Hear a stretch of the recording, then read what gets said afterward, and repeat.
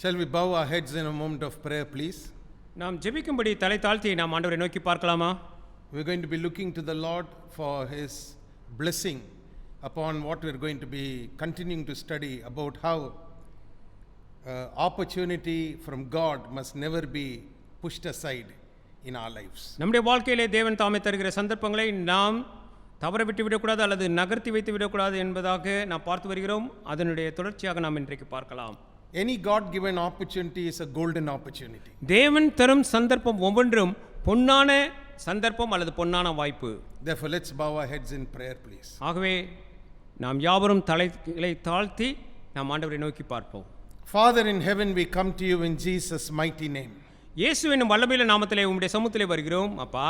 We thank you for this wonderful day and the strength you give us to study the word of God and to let our ears be open to the voice of your spirit. தேவனுடைய வார்த்தை ஆராய்ந்து அறியும்படியாகவும் ஆண்டவரே உம்முடைய ஆவியானவர் கொடுக்கிற சத்தத்தை கேட்கும்படியாக எங்களுக்கு இந்த நல்ல சந்தர்ப்பத்தை தந்தபடினாலே உமக்கு நன்றி ஆண்டவரே.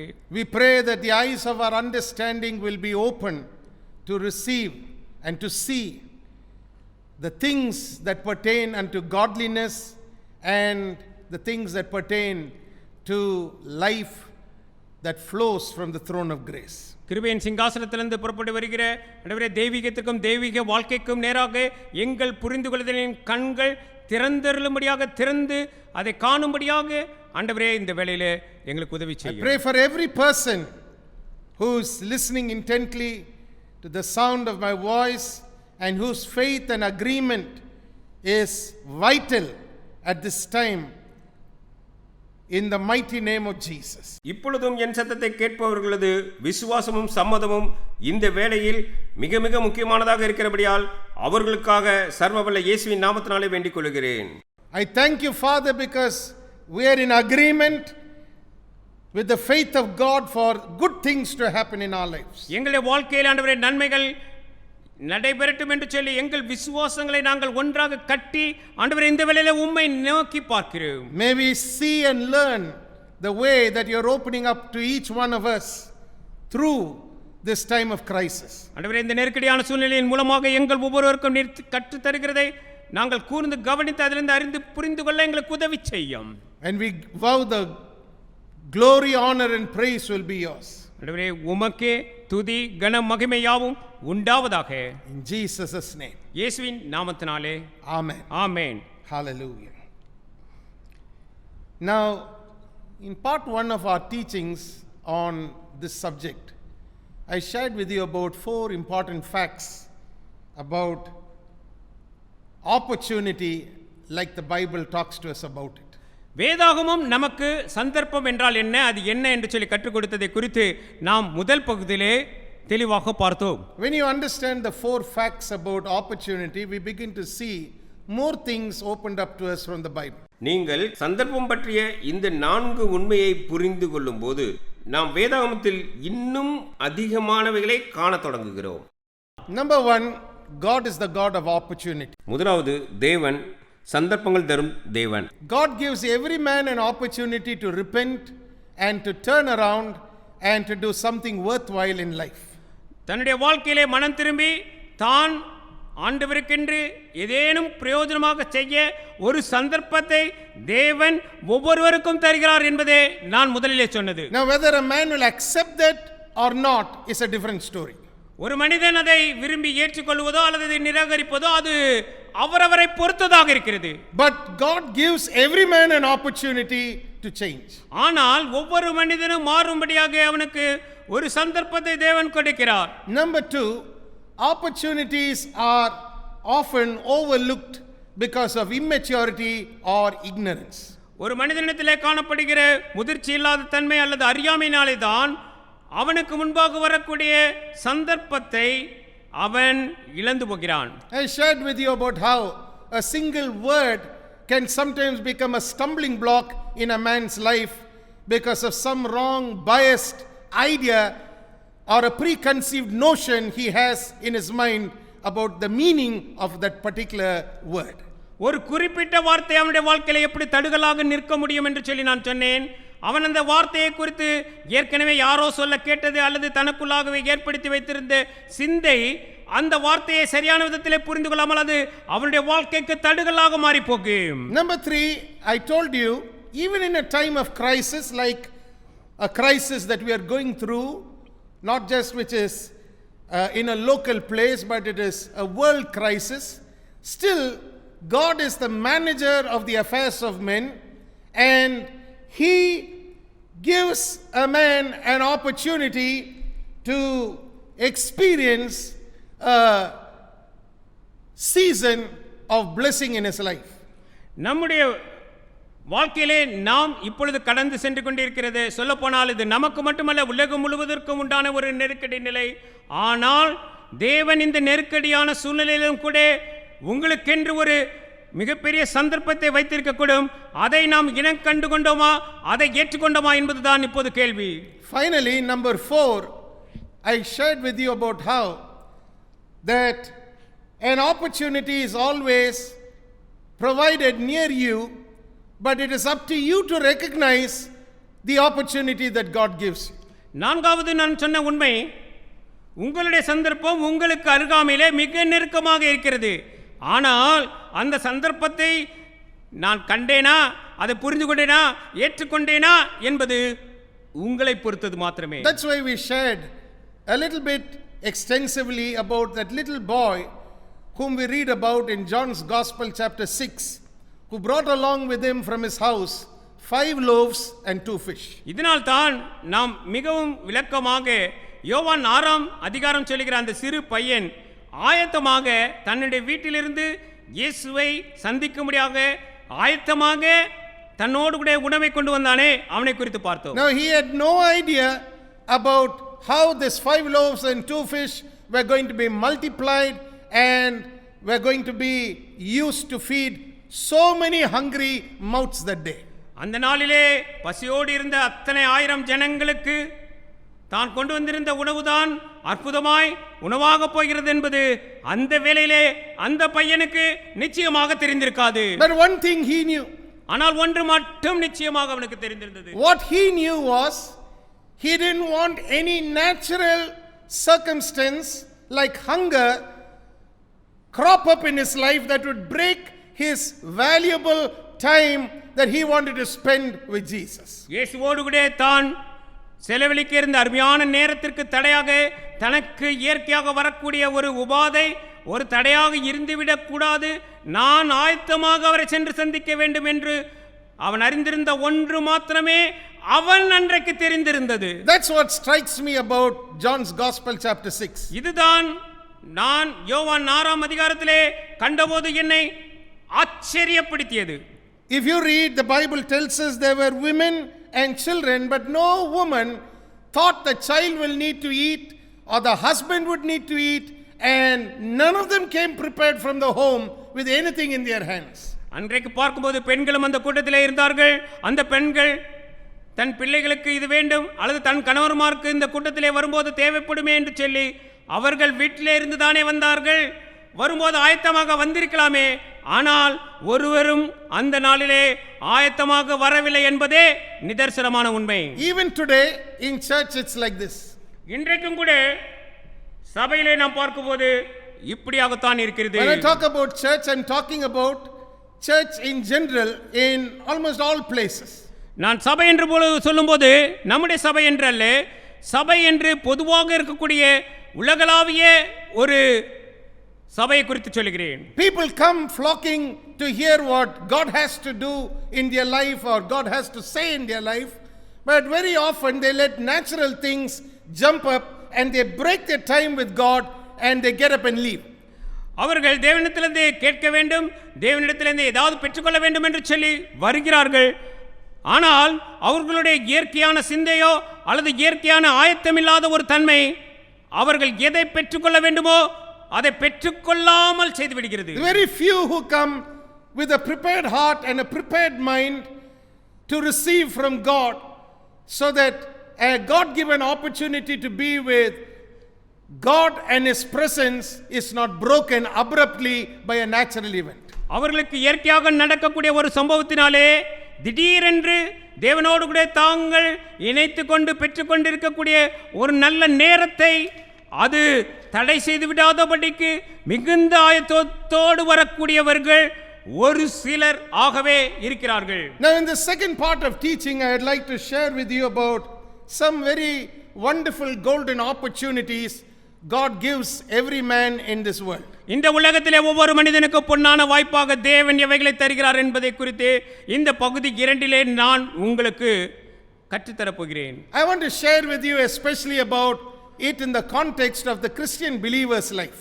இது ஒரு கிறிஸ்துவனுடைய வாழ்க்கையிலே அவனுடைய சூழலிலே எப்படியாக இருக்கிறது என்று சொல்லியதாக நான் பார்க்க போகிறேன். Now the first point I'd like to place before you is the opportunity that God gives us to recognize an uncommon mentor in our lives. நம்முடைய வாழ்க்கையிலே இயற்கைக்கு மாறாக நம்மை வழிநடத்தக்கூடியவர்களை தேவன் தருகிறார்.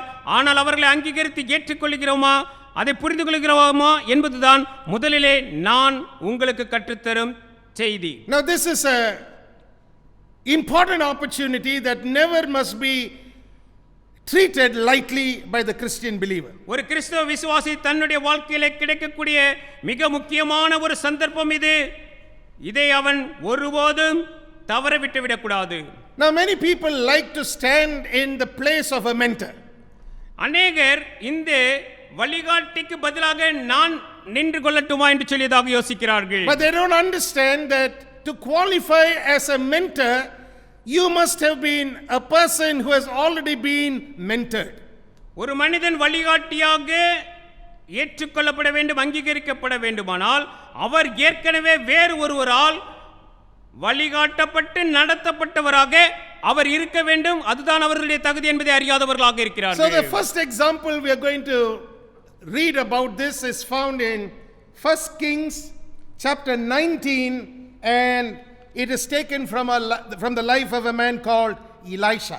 எலிசா என்னும் ஒரு தீர்க்கனுடைய வாழ்க்கையிலிருந்து இந்த உண்மைக்குரிய உதாரணத்தை நாம் பார்க்கிறோம். இது வேதாகமத்திலே 1 ராஜாக்கள் 19ஆம் அதிகாரத்திலே நமக்கு காண கிடைக்கிறது. Turn with me to 1 Kings chapter 19 and let's read from verses 19, 20 and 21. 3 verses please.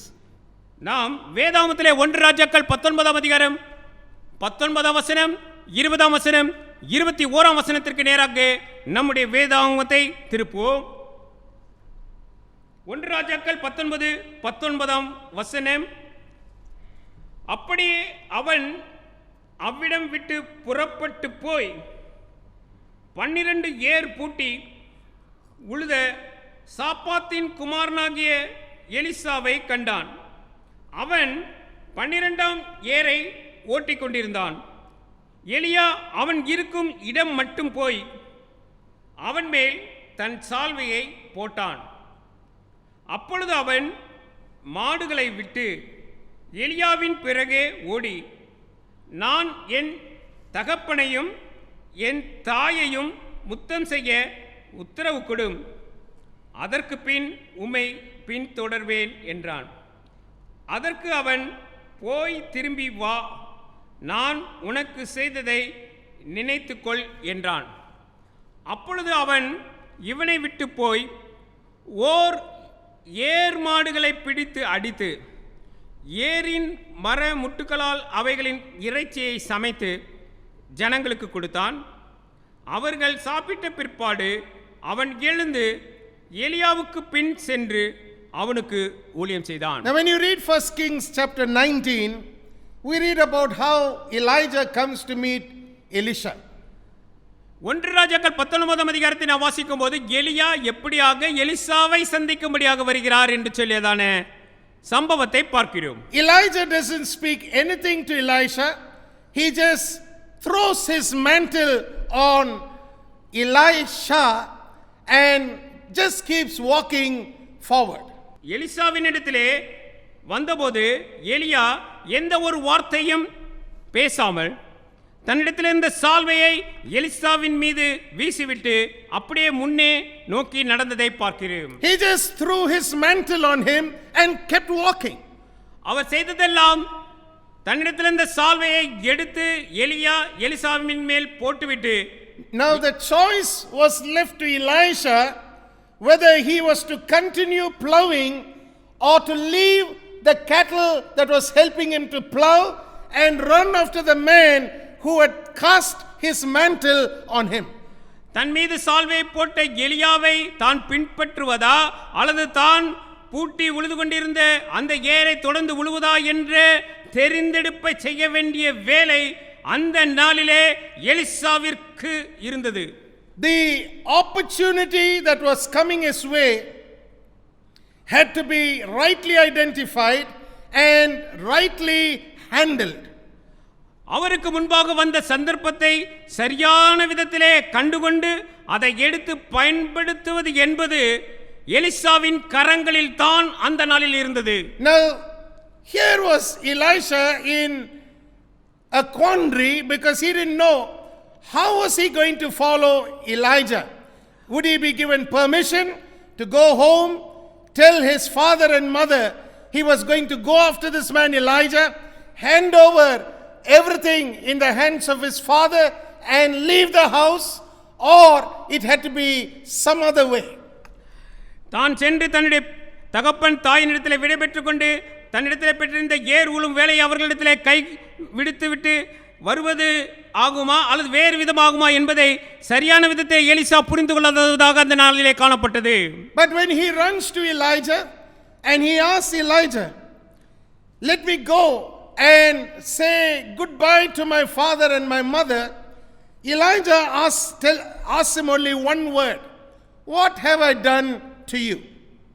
அங்கே எலியாவினிடத்திலே அவர் வந்து நான் சென்றேன் தகப்பனையும் தாயை முத்தம் செய்துவிட்டு அவர்களிடத்திலே விடை பெற்று வருகிறேன் என்று சொன்னபோது அவர் அதை ஏற்றுக்கொள்வாரா என்பதை அவர் புரியாதிருந்தால், ஆனால் அவரிடத்திலே வந்து எலியாவினிடத்திலே சொன்னபோது போய் திரும்பி வா, நான் உனக்கு செய்ததை நினைத்துக்கொள் என்று மாத்திரமே எலியா சொன்னார். All that Elijah wanted Elisha to focus on was the act of a mantle coming on him. Elisha அந்த நாளிலே மிகவும் கருத்திலே எடுத்துக்கொள்ள வேண்டியதாக அவன் மீது விழுந்த சால்வையை தான் எடுத்துக்கொள்ள வேண்டும் என்று சொல்லி எலியா அந்த நாளிலே எலிசாவிற்கு கற்றுக் கொடுத்தார். He wanted Elisha to focus on what was not his coming into his life through the life and ministry of a great man of God called Elijah. தேவ மனிதர் எலியாவின் வாழ்க்கையினாலும் அவருடைய ஊழியத்திலிருந்தும் பெறக்கூடிய ஒரு பெரிய ஆசீர்வாதத்தை தான் பெற்றுக்கொள்ளக்கூடிய ஒரு சந்தர்ப்பம் தனக்கு முன்பாக வந்திருக்கிறது என்பதை எலிசா அந்த நாளிலே கருத்திலே எடுத்துக்கொள்ள வேண்டும் என்பதை மாத்திரமே எலியா விரும்பினார். So Elisha had to make a split second decision. இந்த நேரத்தில் எலிசா மிக உடனடியாக தீர்மானம் எடுக்க வேண்டியவராக இருந்தார். A decision to follow and to accept the mentoring of Elijah, pushing aside every other natural thing from his attention. அவருடைய கவனத்தில் இருந்த மற்ற எல்லா இயற்கையான வேலைகளையும் தள்ளி வைத்துவிட்டு எலியாவை தன்னுடைய வழிகாட்டியாக அங்கீகரித்து அந்த நாளிலிருந்து அவரை பின்பற்றி செல்ல வேண்டிய ஒரு தீர்மானத்தை எலிசா அந்த நேரத்திலே உடனடியாக தீர்மானிக்க வேண்டியிருந்தது. So a split second decision was the need of the hour that day in Elisha's life. எலிசாவின் வாழ்க்கையிலே ஒரே வினாடியில் எடுக்க வேண்டிய உடனடி தீர்மானம் எடுக்க வேண்டிய தருணம் வாய்ப்பாக இருந்தது. I think this is exactly what Paul was talking about in Galatians chapter 1 and the verses from which we have already read earlier about the life of Paul.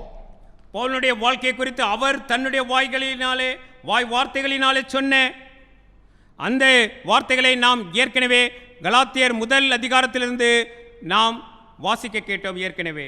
Now this is what Paul was telling when he said in Galatians chapter 1 verse 16 that he conferred not with flesh and blood. That means he didn't go and have a conference with earthly men about whether he should follow the Lord Jesus or not, but he just decided that Jesus would be his Lord and he would accept the mentoring of Jesus in his life in contrast to everything that he had experienced as a natural Jew and which was a part of his Jewish lifestyle. நாம் கலாத்தியர் முதல் அதிகாரம் 16ஆம் வசனத்திலே அவர் எழுதுவதை பார்க்கும்போது நான் மாம்சத்தோடும் இரத்தத்தோடும் யோசனை பண்ணாமலும் என்று எழுதியிருக்கிறதை பார்க்கும்போது அவர் ஆண்டவராகிய இயேசு கிறிஸ்துவை நீ வழிகாட்டியாக இந்த நேரத்திலிருந்து ஏற்றுக்கொண்டு அவரை பின்பற்றுவாயா என்ற கேள்வி வந்தபோது அவர் உலகத்தாரோடு கூட சென்று அவர் உடனே யோசனை பண்ணாமல் அது யூதர்களின் வழக்கத்தின்படி அந்த நாளிலே அத்தியாவசியமாய் இருந்தாலும் அவர் உடனடியாக ஆண்டவராகிய இயேசு கிறிஸ்துவை ஆண்டவர் என்று ஏற்றுக்கொண்டு பின்பற்ற ஆரம்பித்தார். So we are seeing in the life of Elijah and Elisha something very unusual. நாம் வழக்கத்திற்கு மாறான ஒன்றை எலியாவின் வாழ்க்கையிலும் எலிசாவின் வாழ்க்கையிலும் நடப்பது என்று சொல்லி அங்கு பார்க்கிறோம். What is unusual? அது ஏன் வழக்கத்திற்கு மாறானது? Elijah is a man of God who is very unpredictable.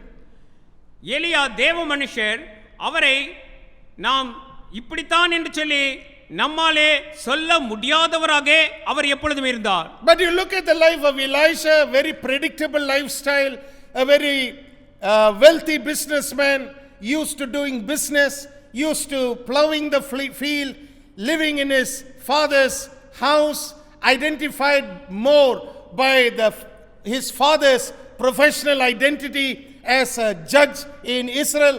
All these things were very predictable in the life of Elisha. நீங்கள் எலிசாவின் வாழ்க்கையை பாருங்கள். முன்கூட்டியே கணிக்க முடிந்ததாக இருந்தது. செல்வமான், வியாபாரி, ஏர்பூட்டி உழுதவர், அவர் தகப்பனார் நியாயசாஸ்திரி, அவருடன் வாழ்ந்தவர் என இப்படி எலிசாவின் வாழ்க்கையில் வெளிப்படையான அடையாளங்கள் காணப்பட்டன. So a predictable lifestyle is now giving way to following a very unpredictable man of God, but still this was a God opportunity for Elisha to accept the mentoring which was made available to him through Elijah.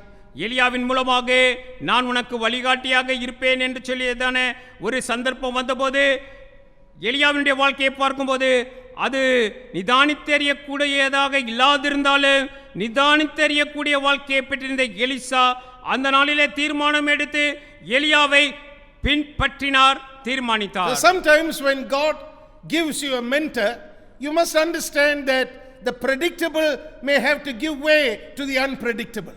உங்களுக்கென்று ஒரு வழிகாட்டியை தேவன் தாமே கொடுக்கும்போது நீங்கள் லகுவாக புரிந்து கொள்ளக்கூடிய வாழ்க்கையை விட்டு புரிந்து கொள்ளாத ஒரு வாழ்க்கைக்குள்ளே கடந்து செல்ல வேண்டியவர்களாகவும் இருக்கக்கூடும். That's why your willingness to recognize this uncommon mentorship is very crucial to receiving the mantle of God in your life. இதனால் தான் நான் சொன்னேன், வழக்கத்திற்கு மாறான இந்த வழிகாட்டுதலை நீங்கள் பெற்றுக்கொள்வதென்பது நீங்கள் உங்களுக்கு நேராக வருகிற அந்த சால்வையை அங்கீகரித்து ஏற்றுக்கொண்டு அந்த சந்தர்ப்பத்தை பயன்படுத்திக் கொள்வதிலே இருக்கிறது. Number 2, I have another example to share with you. மற்றொரு உதாரணத்தையும் நான் உங்களுக்கு சொல்ல இருக்கிறேன். The first example is about Elisha receiving the mentorship of Elijah. முதலிலே நாம் பார்த்த உதாரணம் எலிசா எலியாவின் அந்த வழிகாட்டுதலை ஏற்றுக்கொண்டதை பார்த்தோம். Number 2, I want to share with you about the life of Ruth, who received the mentorship of Naomi in her life. அவருடைய வாழ்க்கையிலே நகோமியை தன்னுடைய வழிகாட்டுனவராக ஏற்றுக்கொண்ட ரூத்தின் வாழ்க்கையில் இந்த உதாரணத்தை நாம் பார்க்கிறோம். Now, even though the Moabites were considered to be related to the Israelites, there was something that was very different about the Moabites and the Israelites. மோவாபியர்களும் இஸ்ரவேலர்களும் உறவினர்கள் என்று சொல்லதாக சொல்லப்பட்டு இருந்தாலும் மோவாபியருக்கும் இஸ்ரவேலருக்கும் இடையே ஒரு வித்தியாசம் இருக்கத்தான் செய்தது. One of the major differences, at least from what we read, is that Naomi was a proper Israelite who was able to identify the moves of God that were happening in Israel, even though she was absent in person from living inside Israel. இஸ்ரவேலுக்குள்ளே வாழும் ஒரு வாய்ப்பில்லாதவராக இஸ்ரவேலிய பெண்ணாக நகோமி இருந்தாலும் இஸ்ரேலின் தேவன் எப்படி நடந்து கொள்கிறார், அவருடைய நடக்கைகள் என்ன என்பதை நன்றாக இனம் கண்டு புரிந்து கொண்டு அதை பின்பற்றக்கூடிய ஒரு நல்ல ஒரு பெண்மணியாக நகோமி இருப்பதை நாம் பார்க்கிறோம். In fact, her mentorship was so real that Ruth decided that she would leave Moab and follow Naomi back to Israel. நகோமியினுடைய வழிகாட்டுதல் மிக சிறப்பாக இருந்ததினாலே அந்த மோவாபிய பெண்ணாகிய ரூத் தன்னுடைய மோவாப் ஊரை விட்டுவிட்டு இஸ்ரவேலுக்கு நகோமியோடு கூட செல்ல ஆயத்தமாக்க உதவியது. Now you must understand that this was a very, very unusual thing that Ruth was doing. இங்கே ரூத் செய்தது அந்த நாட்களிலே வழக்கத்தில் இல்லாத ஒன்று, அசாதாரணமான ஒன்றை அவள் செய்ய தீர்மானித்தாள். Now why was it unusual? அது ஏன் அசாதாரணமானது என்று நான் சொல்லுகிறேன்? It was unusual for the sole reason that God had specially taught the Israelites through the mouth of Moses that he would not accept a Moabite to enter into his presence unto the 10th generation. 10 தலைமுறை வரைக்கும் அந்த இஸ்ரவேலர்களுக்கு தீர்க்கதரிசி மோசேயின் மூலமாக தேவன் சொல்லிக் கொடுத்திருந்த ஒரு உண்மை, அவர்கள் இஸ்ரவேலின் தேவனாகிய கர்த்தருக்கு முன்பாக பிரவேசிக்க முடியாத மோவாபியர்கள் என்பதாக இருந்தது என்று சொல்லி அறிந்து கொள்கிறேன். No Moabite could come and stand before God for 10 generations because of one incident that took place. ஒரு சம்பவம் நடந்ததினாலே 10 தலைமுறை வரைக்கும் மோவாபியர்கள் இஸ்ரவேலின் தேவனாகிய கர்த்தருடைய சந்நிதிக்குள்ளே வர முடியாதபடியாக ஆயிற்று. So sometimes when you read about how Ruth followed Naomi back to Israel, we read it in a very light way and we consider it as something very easy. நாம் ஒருவேளை வாசிக்கும் போது நகோமி இஸ்ரவேலுக்கு செல்லும்படியாக தீர்மானித்து சென்றபோது ரூத் அவளை பின்பற்றி சென்றாள் என்று சொல்லி பார்க்கும்போது மிக லகுவாக எளிதாக அவள் தீர்மானித்து சென்றதை போல யோசிக்கிறேன். We don't consider the amount of agony that Naomi would have had to go through in her mind just to accept Ruth as somebody who would follow her back to Israel. இஸ்ரவேலுக்கு நான் திரும்ப போகிறேன் என்று சொல்லி நகோமி செல்லும்போது Ruth தானும் வருகிறேன் என்று சொன்னபோது அந்த வேளையிலே நகோமி எப்படிப்பட்ட மனவேதனையை அடைந்திருப்பார் என்பது நம்மால் இந்த நாளிலே புரிந்து கொள்ள முடியாதிருக்கிறது. Because when we read the book of Ruth, we just take it for granted. This lady Ruth said she would follow Naomi, and it was something that Naomi must have been very happy to see happening at that point of time. நாம் Ruth புத்தகத்தை வாசிக்கும்போது நான் உங்களை பின்பற்றி வருவேன் என்று Ruth நகோமியிடம் சொன்னவுடன் நகோமி சந்தோஷமாக அந்த நாளில் அதை எடுத்துக்கொண்டிருப்பாள் என்பதாக இன்றைக்கு நாம் நினைக்கலாம். You must understand that there must have been tremendous pressure in Naomi's mind about taking a Moabite back with her into Israel. இஸ்ரவேல் தேசத்திற்கு மோவாபிய பெண்ணாகிய ரூத்தை தன்னோடு கூட எடுத்து செல்வது என்பது மிக பாரமான ஒரு தீர்மானமாக அந்த நாளிலே நகோமிக்கு இருந்திருக்கும் என்று சொல்லி நாம் அறிந்து கொள்ள வேண்டும். Because she must have known how the Israelites would treat not only her but also Ruth when they saw that these two were coming back together into Israel. இஸ்ரவேலுக்குள்ளே இவர்கள் இருவரும் ஒன்றாக உள்ளே பிரவேசிக்கும் போது அங்கிருந்த இஸ்ரவேல் ஜனங்களினாலே அது எவ்வளவு அவமானப்படத்தக்கதான ஒரு சம்பவமாக அது இருந்திருக்கும் என்பதை நகோமி நன்றாகவே அறிந்திருந்த வேலையாக இருந்தது. How she must have been troubled in her mind about the kind of ostracizing that would have taken place by the remaining people in Israel when they saw her followed with a Moabite woman who was her daughter-in-law. அவள் மோவாபிய பெண்ணான தன் மருமகளுடன் வருவதை பார்க்கும் இஸ்ரவேலின் மீதியான ஜனங்களினால் தான் சமுதாயத்தில் தள்ளி வைக்கப்படுவேனோ என்பதை நினைக்கும் போது அவள் மனதில் எவ்வளவு வேதனை அடைந்திருப்பாள். Now that must have troubled Naomi because it may not have been easy for her to understand. I have to overcome this, but I still have to let this person come along with me. இதை என்னால் எளிதாக மேற்கொள்ள முடியாது. ஆனாலும் நான் இந்த பெண்ணை என்னுடன் அழைத்து கொண்டு செல்ல வேண்டும் என்று நினைக்கும்போது நகோமிக்கு அந்த எண்ணம் சஞ்சலமாக இருந்திருக்கும். Now look with me at the verses found in Deuteronomy chapter 23. Deuteronomy 23 verses 3 and 4. உபாகமம் புத்தகம் 23ஆம் அதிகாரம் 3ஆம் 4ஆம் வசனத்தை என்னோடு கூட உங்கள் வேதாகமத்திலே பாருங்கள். An Ammonite or Moabite shall not enter into the congregation of the Lord, even to their 10th generation. They shall not enter into the congregation of the Lord forever, because they met you not with bread and water in the way when you came forth out of Egypt, and because they hired against you Balaam, the son of Beor of Pethor of Mesopotamia, to curse you.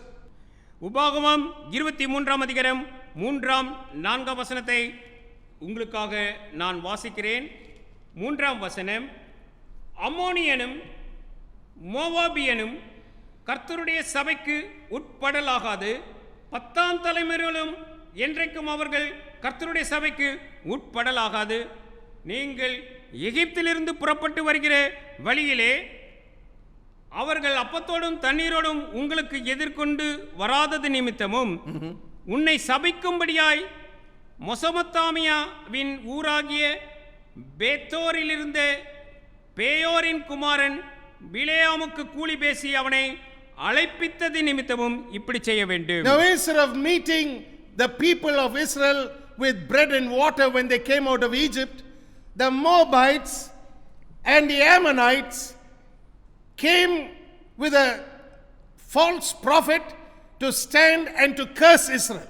இஸ்ரவேல் தேசத்தார் எகிப்திலிருந்து புறப்பட்டு வந்தபோது அவர்களை அப்பத்தோடும் தண்ணீரோடும் எதிர்கொண்டு வரவேற்காது அம்மோனியரும் மோவாபியரும் அதற்கு பதிலாக ஒரு பீலேயாமை கூலி பேசி அவர்களை சபிக்கும்படியாக ஏற்படுத்தியிருந்தார்கள். So God was totally against the Ammonite and the Moabite entering into his presence. அதனால் தான் தன்னுடைய பிரசன்னத்திற்குள்ளே அம்மோனியரும் மோவாபியரும் வரக்கூடாது என்று சொன்னதாக தேவன் தீர்மானித்திருந்தார். Now Naomi must have known the word of God. இந்த தேவ வார்த்தையை நகோமி நன்றாக அந்த நாளிலே அறிந்தவளாகத்தான் இருந்திருக்க வேண்டும். She must have known that this curse that God had placed on the Ammonite and the Moabite was very real. மோவாபியர் மீதும் அம்மோனியர் மீதும் தேவன் தாமே சுமத்தியிருந்த இந்த சாபம் உண்மையாக இருக்கிறது என்பதை நவோமி அந்த நாளிலே அறிந்தவளாகத்தான் இருந்திருக்க வேண்டும். And yet the Bible tells us Ruth chose to go with Naomi. வேதாகமம் சொல்லுகிறது, ஆனாலும் ரூத் நகோமியுடன் செல்வதை தெரிந்தெடுத்தாள் என்று. In fact, in Ruth chapter 1 and verses 16, 17 and 18, we read about her decision to follow Naomi back to Israel. நகோமியை நான் பின்பற்றுவேன் என்று சொல்லி Ruth தீர்மானித்து சொன்ன வார்த்தைகளை நாம் ரூத்தின் புத்தகம் 1 அதிகாரம் 16, 17, 18 வசனங்களிலே நாம் பார்க்கிறோம். And this decision by Ruth was so steadfast in her mind that Naomi let all the objections that she had in her mind about taking this Moabite back with her to Israel to just fizzle away, and she accepted Ruth to travel with her back to Israel. நான் இஸ்ரவேலுக்கு திரும்ப போகிறேன் என்று சொல்லி நகோமி தீர்மானித்த போது Ruth பேசின வார்த்தைகள் மிக தீர்க்கமான திடமான நம்பிக்கையான வார்த்தைகளாக இருந்தபடினாலே தான் எதிர்கொள்ள போகிற எல்லா விதமான கேளனங்களை எல்லாம் கேலி பேச்சுகளை எல்லாம் நிராகரித்து விட்டு அங்கே ரூத்தை தன்னோடு கூட எடுத்து செல்லும்படி நகோமி தீர்மானிக்க உதவியது. When you read the book of Ruth chapter 2 and you read the book of Ruth chapter 3, you will read about how the mentoring of Naomi took Ruth from being an ordinary woman into being an extraordinary woman. நீங்கள் Ruth அதிகாரம் 2 மற்றும் Ruth அதிகாரம் 3 வாசித்தீர்களானால் நகோமி ரூத்திற்கு வழிகாட்டிய வழிகாட்டுதல் Ruth சாதாரண பெண்ணாக இருந்ததில் இருந்து அசாதாரண பெண்ணாக ஆக்கியது என அங்கே வாசிக்கலாம். From being an ordinary woman, she became an extraordinary person. அவள் ஒரு சாதாரண பெண்மணியாக இருந்தால், ஆனால் இப்பொழுதோ ரூத் மிக அசாதாரணமான பெண்மணியாக மாறினதை நான் பார்க்கிறேன். In fact, the Bible tells us that whatever God had spoken through Moses appeared to be like nothing because of the opportunity that this Moabite woman had readily accepted in her heart as a God-given opportunity. இந்த மோவாவிய பெண் அவள் இருதயத்தில் உடனடியாக தேவன் தந்த பொன்னான வாய்ப்பை ஏற்றுக்கொண்டபடியினால் வேதாகமும் மோசேயின் மூலமாக தேவன் பேசின எல்லாவற்றையும் ஒன்றுமில்லாதது போல காணச் செய்தது. Especially when you read Ruth chapter 1 and verse 16. நீங்கள் விசேஷமாக ரூத்தின் புத்தகம் 1 வசனத்தை வாசிக்கும் போது read the verse and see how she says, your people shall be my people, your God will be my God. உம்முடைய ஜனங்கள் என்னுடைய ஜனங்களாவார்கள், உம்முடைய தேவன் என்னுடைய தேவன் என்று சொல்லியதாக அவள் சொன்ன வார்த்தைகளை அங்கே கவனியுங்கள். That openness to receiving this God-sent opportunity catapulted a woman who was living just like all others with no hope in the land of a curse. She was catapulted into being a person who would find herself featuring in the messianic lineage. அங்கே சாபத்திலே எந்தவித நம்பிக்கையும் இல்லாது வாழ்ந்த அந்த ஜனங்கள் மத்தியிலிருந்து வந்த இந்த Ruth இந்த நகோமியை தீர்மானித்து பின்பற்றினபடினாலே அவள் பெரிய ஆசீர்வாதமாக மேசியாவின் அந்த வம்சவழியிலே வரக்கூடிய பெயர் பெறக்கூடிய அளவிற்கு அவளுக்கு ஒரு பெரிய ஆசீர்வாதத்தை அவள் அன்றைக்கு தீர்மானித்து எடுத்த தீர்மானம் உதவியது. My friends, never refuse a God-given opportunity to accept uncommon mentorship. உங்களுக்கென்று வழக்கத்திற்கு மாறான விதத்திலே தேவன் கொண்டு வருகிற வழிகாட்டுதலை நீங்கள் ஒருபோதும் நிராகரித்து உங்களுக்கு முன்பாக வருகிற பொன்னான வாய்ப்பை இழந்து போக வேண்டாம் என் நண்பர்களே என்று நான் உங்களுக்கு சொல்லுகிறேன். Never know how that opportunity that you receive into your life will catapult you into the very plan and purpose of greatness that God has in store for you. உங்களுக்காக தேவன் தாமே மிக பெரிதாக திட்டமிட்டு வைத்திருக்கிற திட்டம் அல்லது குறிக்கோளுக்குள்ளே நீங்கள் ஏற்றுக்கொள்ள எடுக்கிற அந்த தீர்மானம் அந்த பொன்னான வாய்ப்பை ஏற்றுக்கொள்ளும் போது உங்களுக்கு உண்டாகிறது என்பதை ஒருவேளை நீங்கள் அந்த நாளிலே அறியாதவர்களாக இருக்கலாம். So when you study the life of Ruth, always take into consideration the price that Naomi also had to pay in taking Ruth back along with her into Israel. இஸ்ரவேல் தேசத்துக்குள்ளே தானும் தன்னோடு கூட ரூத்தையும் எடுத்து சென்றபோது நகோமி வழிகாட்டியாக அவள் ஒரு கிரயத்தை செலுத்த வேண்டிய என்ற அந்த கருத்தையும் நீங்கள் மனதிலே கொள்ள வேண்டும். That's why Naomi was not the just ordinary mother-in-law that you see in life. She was a very unusual woman by herself. இன்றைய நாட்களில் நாம் காண்கிற மாமியாரை போல நகோமி இல்லை, அவளிலே விசேஷமானவைகள் இருந்தது என்பதையும் நாம் கண்டுகொள்கிறோம். She was ready to believe that a person under a curse could live in Israel under the mighty hands of God, who was a very merciful God. இரக்கமுள்ள தேவனுடைய கரத்திலே அவருடைய இடத்திலே ஆசீர்வதிக்கப்பட்ட இஸ்ரவேல் தேசத்திலே சாபத்திலே விழுந்து கிடந்த ஜனத்தாரும் இருக்க வாய்ப்புண்டு, இரக்கத்திலே இடமுண்டு என்பதை நகோமி நன்றாக அறிந்திருந்தார்கள். That's why Ruth deciding to go with Naomi back was a real blessing. ஆகவேதான் ரூத் நான் நகோமியோடு கூட செல்வேன் என்று தீர்மானித்த போது அந்த தீர்மானம் ஒரு ஆசீர்வாதமாக மாறினதை பார்க்கிறேன். You can consider it a golden opportunity. நீங்கள் அதை ஒரு பொன்னான வாய்ப்பு என்று நிச்சயமாக எடுத்துக்கொள்ள முடியும். Especially more so because her other sister-in-law went back and decided to live with her own family in Moab. அங்கே அந்த சந்தர்ப்பம் வந்தபோது அவளோடு வந்த மற்றொரு சகோதரி நான் திரும்ப மோவாப் தேசத்திற்கு சென்றுகிறேன் என்று சொல்லி திரும்பி போனது பார்க்கும்போது ரூத் தனக்கு முன்பாக வந்த சந்தர்ப்பத்தை சரியான விதத்திலே பயன்படுத்தி கொண்டாள் என்று நாம் அறிந்து கொள்ள உதவுகிறது. Number 2. இரண்டாவது நான் சொல்வது, recognition of an opportunity for a miracle of healing to happen in your life is something you can't treat lightly. உங்கள் வாழ்வில் தெய்வீக சுகத்தை பெற்றுக்கொள்ள கிடைக்கும் சந்தர்ப்பத்தை நீங்கள் அவ்வளவு எளிதாக எடுத்துக்கொள்ள முடியாது. Don't ever assume that a miracle of healing just will happen all of a sudden in a man's life without God reaching out to do something in your life prior to that miracle happening. ஒரு மனிதனின் வாழ்வில் தேவன் அற்புதம் செய்வதற்கு முன் அவரது வாழ்வில் செய்ய வேண்டியதை செய்யாமல் அப்படியே திடீரென அற்புதம் நடந்துவிடும் என்று நீங்களாகவே எண்ணிக்கொள்ளாதேயுங்கள். There are times that God insists that a person must pursue him if the miracle must happen in the person's life. சில வேளைகளிலே தேவன் இந்த சுகமளிக்கும் இந்த அற்புதத்தை செய்வதற்கு முன்பாக தன்னை அவன் பின்பற்றி வரும்படியாக தேவன் எதிர்பார்த்திருக்கிறார் என்பதையும் நீங்கள் அறிந்து கொள்ள வேண்டும். Look at Luke's Gospel chapter 8 please. நீங்கள் லூக்கா எழுதின சுவிசேஷம் 8ஆம் அதிகாரத்திலே உங்கள் வேதாகமத்திலே என்ன பார்க்கிறீர்கள்?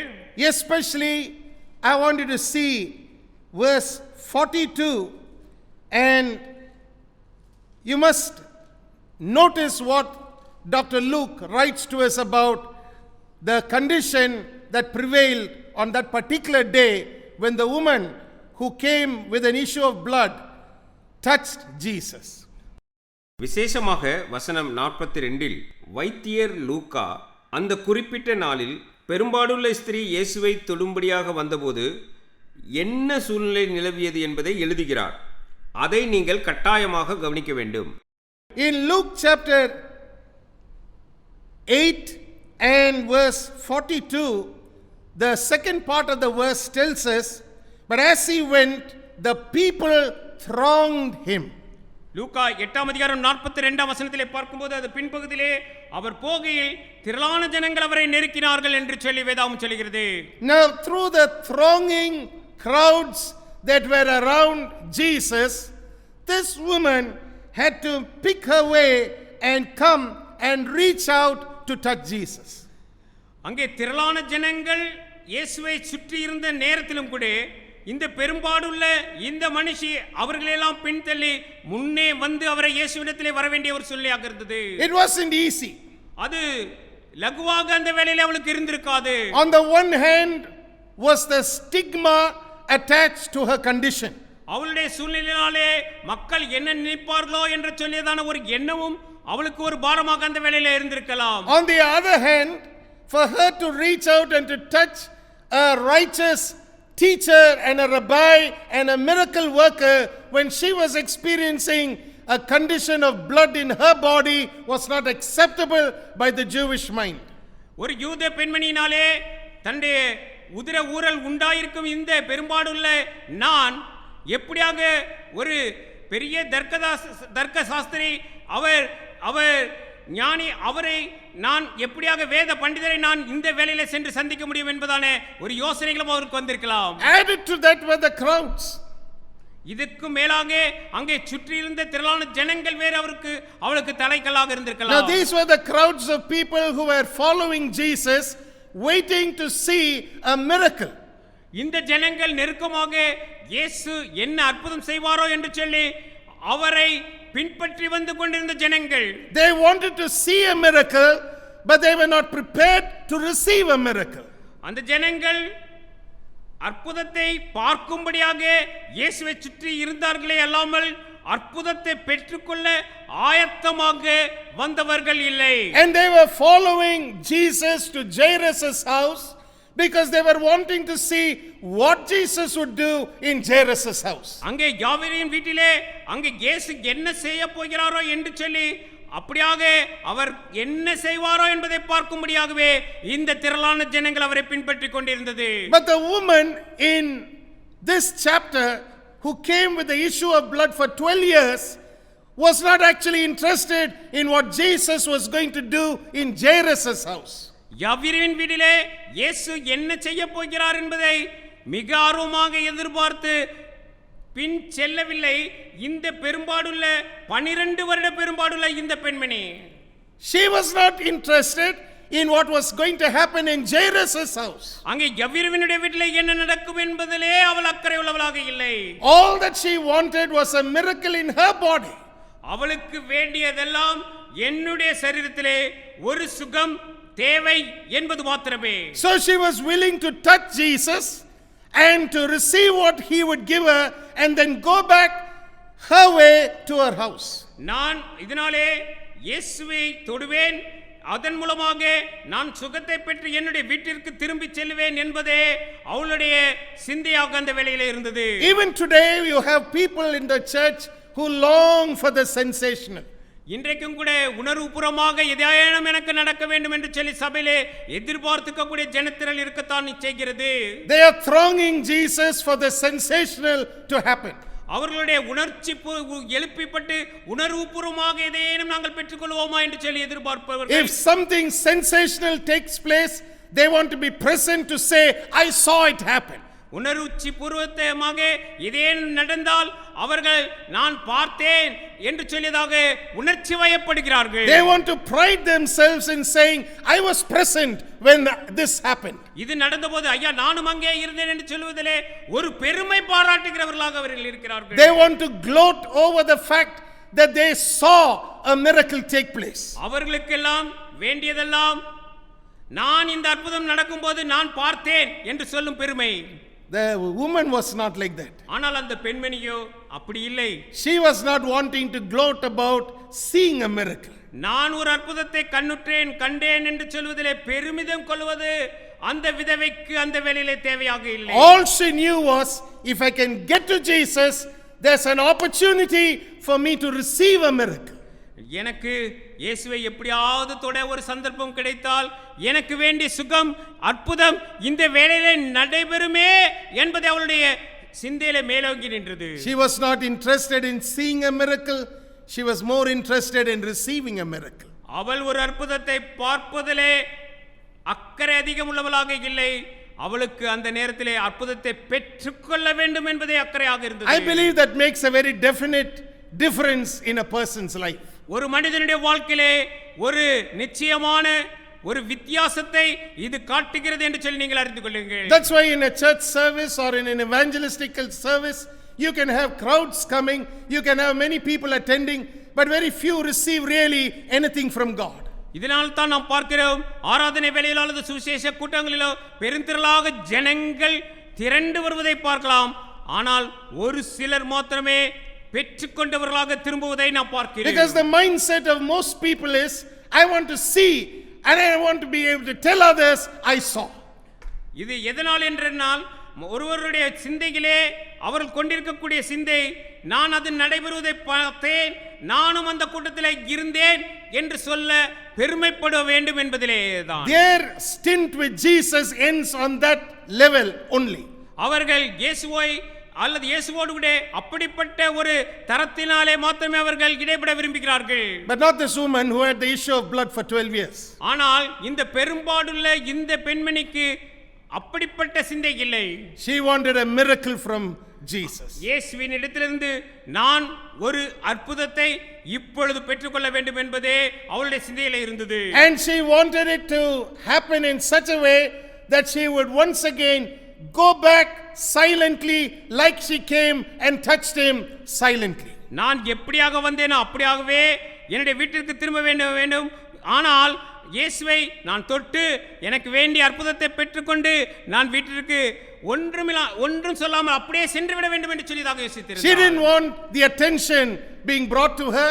She was not longing for attention. She didn't want to say, I was there, I received the joy of seeing something miraculous happen. She just wanted to go in, receive a blessing and to go back to her home a different person. நான் போனேன், இயேசுவை தொட்டேன், எனக்கு வேண்டிய அற்புதத்தை பெற்றுக்கொண்டேன் என்று சொல்லியதாக நான் திரும்ப வீட்டிற்கு செல்ல வேண்டும், அது மாத்திரம் எனக்கு போதும். மற்றவர்களுடைய கவனம், மற்றவர்கள் என்னை பார்த்து ஏதேனும் பேச வேண்டும் என்பது எனக்கு முதன்மையானது அல்ல என்பதே அந்த பெண்மணியுடைய சிந்தையாக இருந்தது. Remember, every day there is an opportunity for you to receive the miraculous in your life, a healing in some area. நீங்கள் அற்புதத்தை பெற்றுக்கொள்ள ஒவ்வொரு நாளும் உங்களுக்கு தருணம் சந்தர்ப்பம் வந்து கொண்டே தான் இருக்கிறது. சில வேளைகளில் நீங்கள் தெய்வீக சுகத்தை பெற்றுக்கொள்ளுகிற சந்தர்ப்பமாகவும் அது இருக்கலாம். You must understand it is a healing in some area in your life. அது உங்களுடைய வாழ்க்கையிலே எந்த பகுதியிலோ தேவையான ஒரு சுகம் உண்டாக வேண்டிய பகுதியாக அது இருக்கலாம். It's for you to press through and to receive from Jesus. நீங்கள் அந்த ஜனத்திரளை தள்ளிவிட்டு இயேசுவை மாத்திரமே பார்த்து நோக்கி சென்று பெற்றுக்கொள்ள வேண்டிய தருணமாக அது இருக்கு. I want you to know that that is far better than just following Jesus to only watch a miracle happen. நீங்கள் அது மிக அருமையானது என்று சொல்லி பெற்றுக்கொள்ளக்கூடிய ஒரு அருமையான சந்தர்ப்பம் என்று நான் சொல்லுகிறேன்.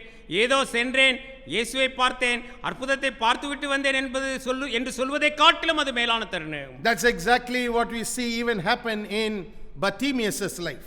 இதே பர்தேமியின் வாழ்க்கையிலும் நடைபெறுவதை நாம் பார்க்கிறோம். He was a blind man. பர்தேமியு அவன் ஒரு குருடனாக இருந்தான்.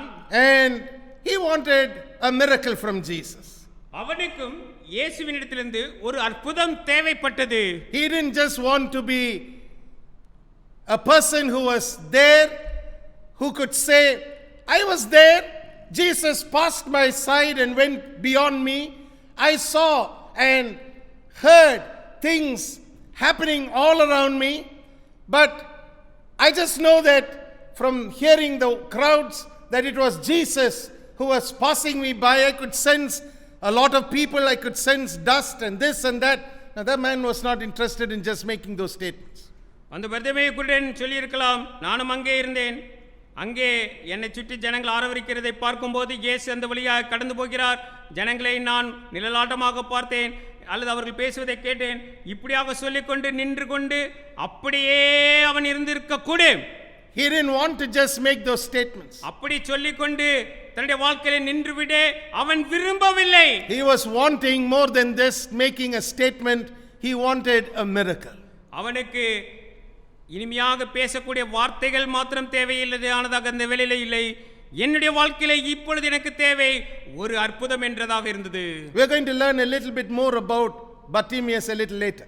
இன்னும் அதிகமாக பர்தேமியுடைய வாழ்க்கையை குறித்து பின் வரும் செய்திகளிலே நாம் பார்க்க இருக்கிறோம். But you must know that these examples are real examples of real people who had real problems.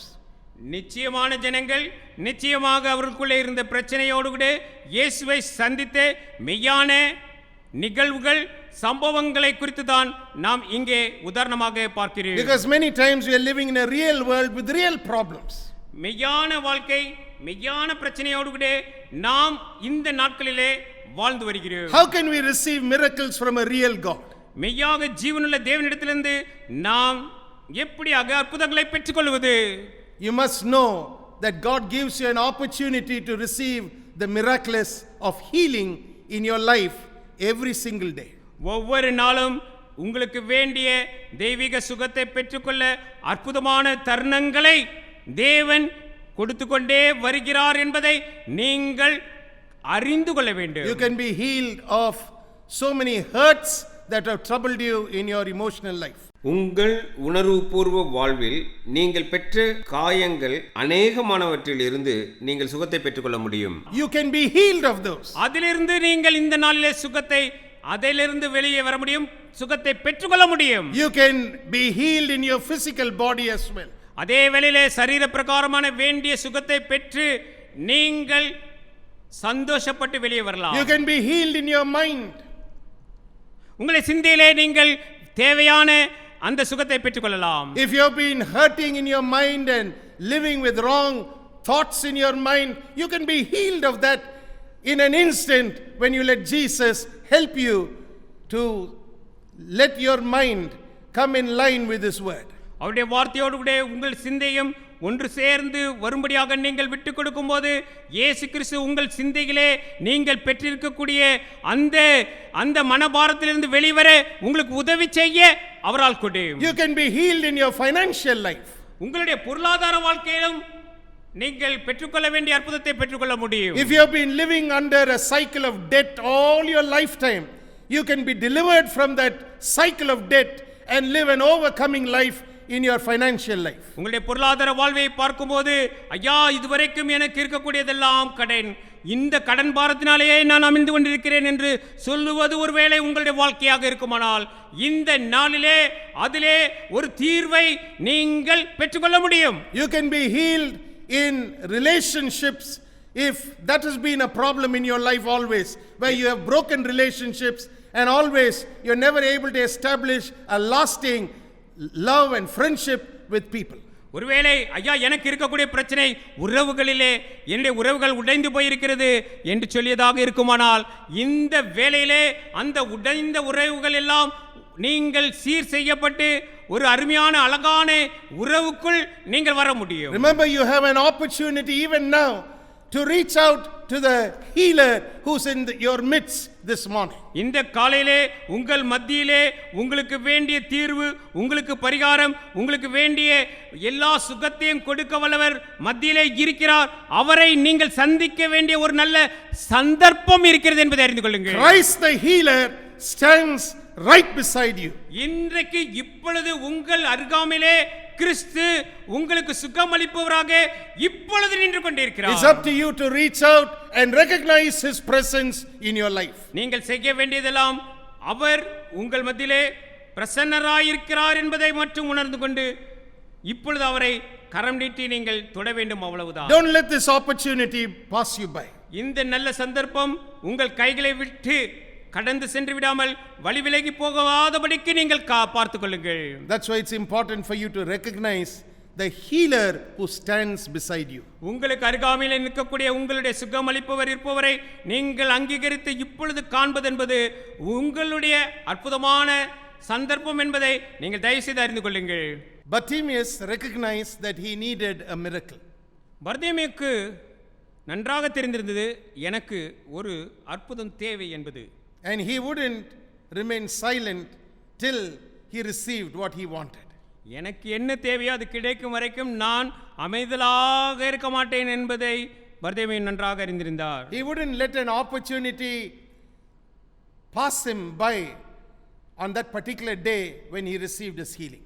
அவருடைய தெய்வீக சுகத்தை அவர் பெற்றுக்கொண்ட அந்த நாளிலே அவருக்கு முன்பாக கடந்து சென்று கொண்டிருந்த தன்னுடைய சந்தர்ப்பத்தை அவர் இழந்து போகவே மாட்டேன் என்று தீர்மானித்தார். So don't let an opportunity for healing pass you this day. ஆகவே இந்த நாளிலே உங்களுக்கு முன்பாக கடந்து போகிற சுகத்தை அல்லது சுகம் அளிக்கக்கூடிய தருணத்தை நீங்கள் விட்டுவிட வேண்டாம். Don't forget, nothing changed that day when Bartimaeus asked Jesus for a miracle. In the natural, everything remained the same outside. பர்தேமியு இயேசுவிடம் அற்புதத்திற்காக வேண்டிக் கொண்டபோது இயற்கையாக அமைந்திருந்த அன்றைய சூழ்நிலையில் எந்த மாற்றமும் வரவில்லை. அனைத்து வெளிப்புறங்களும் அப்படியே தான் இருந்தன. It must have been the same sunlight beating down on Bartimaeus' body. It must have been the same dust and dirt from the roads. Everything must have remained the same. But there was something that was so different about Bartimaeus. He wouldn't let the natural things decide what he wanted from Jesus. அங்கே இயற்கையாக அவனுடைய சரீரத்தின் மீது வெயில் அடித்துக் கொண்டிருந்தது. அவனை சுற்றி அங்கே புழுதி கிளம்பிக் கொண்டிருந்தது, ரோடில் இருந்து வந்தது. இப்படி அநேக காரியங்கள் எல்லாம் எப்பொழுதும் அந்த நாளில் நடப்பது போலவே நடந்து கொண்டிருந்தது. ஆனாலும் தன் முன்பாக கடந்து சென்று கொண்டிருக்கிற சந்தர்ப்பத்தை நான் ஒருபோதும் கைவிட மாட்டேன், விட்டுவிட மாட்டேன் என்பதே பர்தேமியுவின் சிந்தையிலே மேலோங்கி நின்றது. You may be sitting in your house. Maybe the chair is so familiar to you. You have sat there for so long. It all remains the same sound of the fan, the same sound of the people passing you by near your homes. All these things will remain the same. But remember, passing you this very moment is an opportunity for you to stop and tell the Lord, I want my healing. நீங்கள் உங்கள் வீட்டில் உட்கார்ந்திருக்கிறீர்கள். நாற்காலி உங்களுக்கு பழக்கமானதாக இருக்கலாம். நீங்கள் அதில் பல நாட்கள் உட்கார்ந்து இருந்ததாக இருக்கலாம். எல்லாம் அதே போல்தான் இருக்கிறது. அதே ஃபேன் சத்தம், அதே ஆட்கள் கடந்து செல்லும் சத்தம், ஹாரன் சத்தம், இவையெல்லாம் அப்படியே இருக்கலாம்.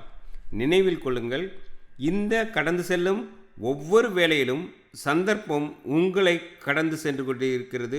நீங்கள் ஆண்டவரிடம் என் தெய்வீக சுகம் எனக்கு தேவை என்று கேட்க வேண்டிய பொறுப்பு உங்களது. It is up to you to say, stop, Lord Jesus, I need my healing and I want it now.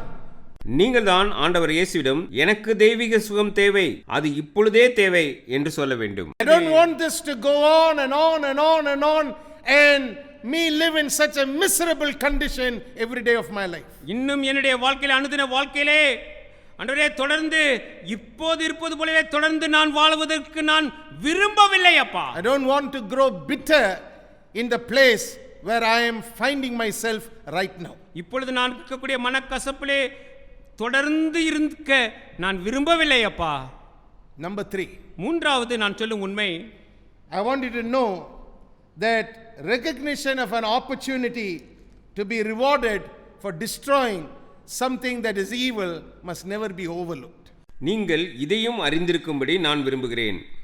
உங்கள் வாழ்வில் பொல்லாங்காய் தோன்றுகிற ஒன்றை அழித்து நீங்கள் பலன் பெற்றுக்கொள்ள கிடைக்கும் சந்தர்ப்பத்தை நீங்கள் கண்டும் காணாமல் விட்டுவிட முடியாது. Remember, there are rewards for overcoming the enemy that is confronting you this day. உன்னை எதிர்நோக்கும் எதிரியை மேற்கொள்ளும் போது பலன் பெற்றுக்கொள்ளுகிறீர்கள் என்பதை நினைவில் நிறுத்துங்கள். You must learn to recognize an opportunity to be rewarded for taking the enemy out of your life. உங்களுடைய வாழ்க்கையிலிருந்து உங்கள் சத்துருவை நீக்கி போடுவது என்பதே உங்களுக்கு இந்த நாளிலே கிடைக்கக்கூடிய ஒரு மிகப்பெரிய பலனாக இருக்கும். You must learn that every time the enemy is defeated in your life and moves out of your life, there is blessing.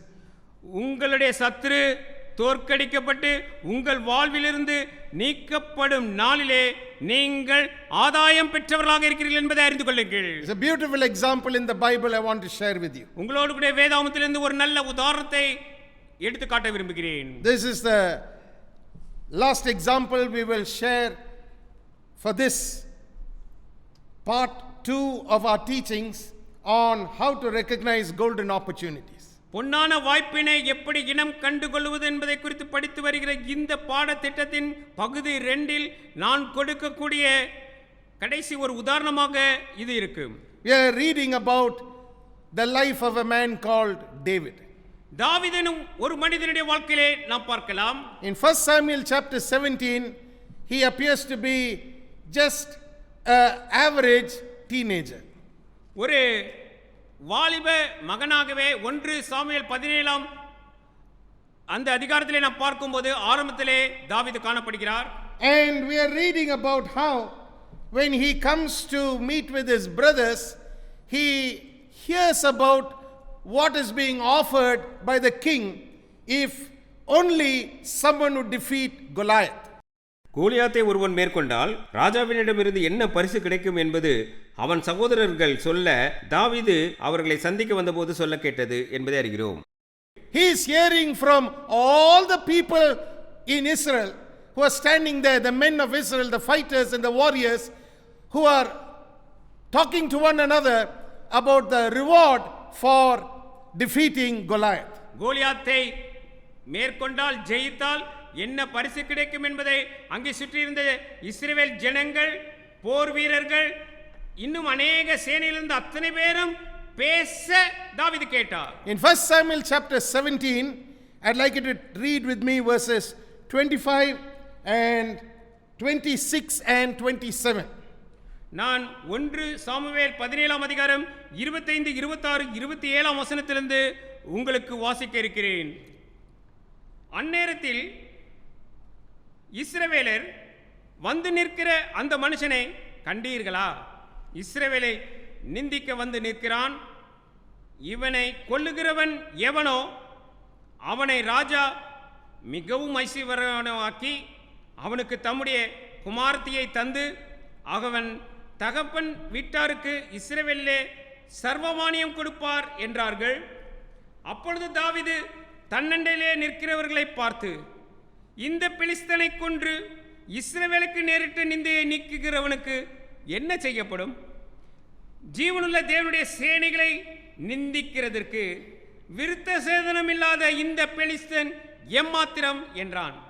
அதற்கு ஜனங்கள் அவனை கொல்லுகிறவனுக்கு இன்னபடி செய்யப்படும் என்று முன் சொன்ன வார்த்தைகளையே அவனுக்கு சொன்னார்கள். Now 3 things were mentioned in the years of David, and they were too good to be true, and so he wanted to continually keep hearing what would be rewards, or what would be the rewards for somebody who would take Goliath down.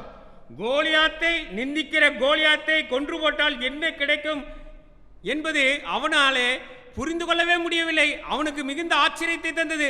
அதனாலே திரும்ப சொல்ல கேட்க வேண்டும் என்று அவர்கள் சொன்ன பலன்களை கேட்க விரும்பினான் தாவீது. Amazingly, his brothers were not the ones who were talking to him about the rewards.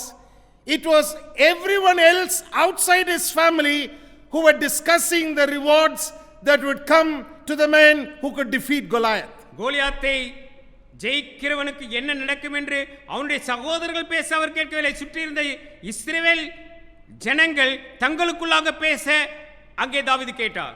They were speaking one to another, and David overheard what they were saying, and he liked what they were saying. அங்கே ஒருவருக்கொருவர் இஸ்ரவேல் ஜனத்தார் பேசிக் கொண்டிருக்கிறதை காது கொடுத்து தாவீது கேட்டார். அதை கேட்கும்போது அவருக்கு மிகுந்த மனமகிழ்வாய் இருந்தது. 3 things were told. அங்கே 3 விவரங்கள் சொல்லப்பட்டது. The first reward was the king would enrich the man with great riches. அவனை ராஜா மிகவும் ஐஸ்வர்யவான் ஆக்குவார். Number 2, the king would give the victor his own daughter in marriage. யார் ஜெயம் கொள்கிறாரோ அவருக்கு தன் குமாரத்தியை தருவார். And number 3, மூன்றாவது, the man's house and household would be able to live a tax-free life in Israel.